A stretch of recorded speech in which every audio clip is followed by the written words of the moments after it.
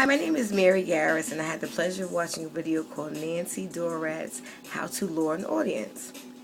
And the first thing Nancy talks about is an idea. Why we want an idea? What is your presentation? Communication through storytelling, and a story helps you communicate through structure. And the idea is the big idea that you want to get your audience engaged in. And the story helps us to communicate through structure. And without a structure, there's no communication. And without communication or structure, what's the point, right? Which brings us to something Lori, aka Nancy, likes to call the three great archetypes, which is the beginning, the middle, and obviously the ending.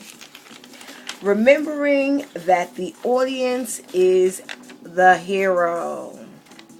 And if you don't get my idea, the hero dies. So you want to engage your hero as much as you possibly can through your three archetypes, which is the beginning, the middle, and the ending.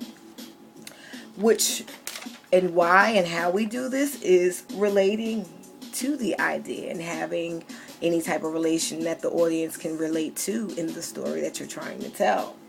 The audience loves transformations. When I say transformations, I'm talking about the highs and the lows. So, which brings me back to the beginning and the middle and the ending.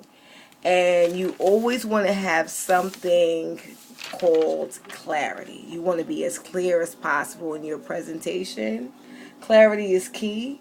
You want to keep your audience engaged as much as possible. So if you want to crack a joke, or maybe you have them even relate to the comparison of what you're trying to say, that always helps because people love transactions and they love comparison.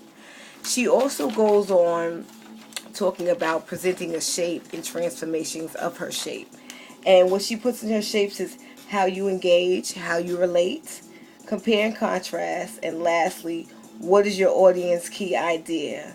And keep in mind the key idea at the end, that you want them to relate to this key idea as much as possible, why they want it, why they need it, and why they have to have it.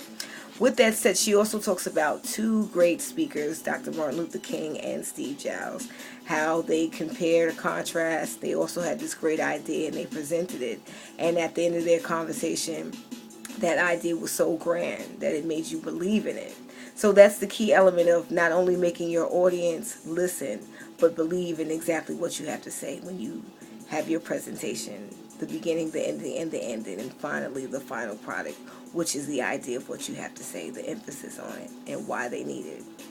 Thank you. My name is Mary Garris, and I hope you enjoyed.